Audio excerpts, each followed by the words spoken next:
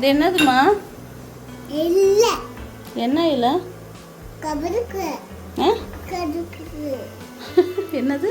கருக்கு. கருவேப்பிலை. கருவேப்பிலை. Hello friends, இன்றைக்கி வந்து பாப்பாவோட சமையல் தான். லீவ் விட்டாலும் தான் விட்டாங்க.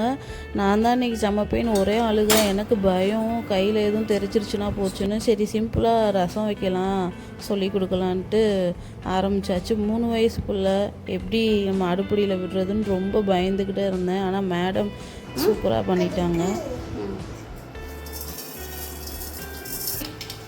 அந்த மிக்சியில் போட்டு எல்லாத்தையும் அரைச்சி அந்த மாதிரி வைக்க மாட்டோம். எல்லாத்தையுமே கையில் இடித்து தான் வைப்போம்.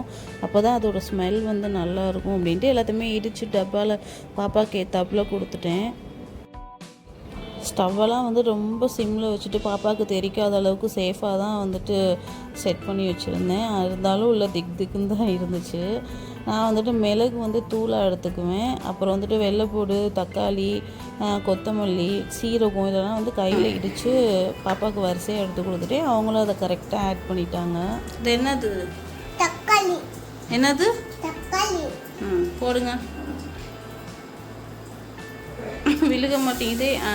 Okay okay.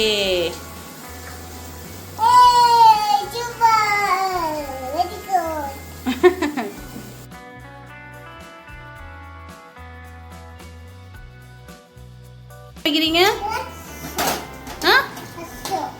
ரசமா? சரி சரி. என்னது இது? சத்தமாக சொல்லுங்க. போடுங்க. புளி தண்ணியா? என்ன பண்ணணும்?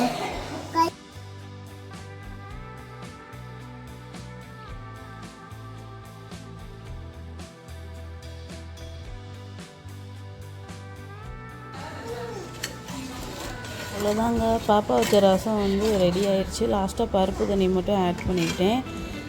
பாப்பாவோட ரெசிப்பை நீங்களும் ட்ரை பண்ணி பாருங்கள். எல்லார் வீட்லேயுமே ரசம் வைப்பீங்க. இருந்தாலும் இன்றைக்கி குட்டி பாப்பா ஸ்பெஷல்.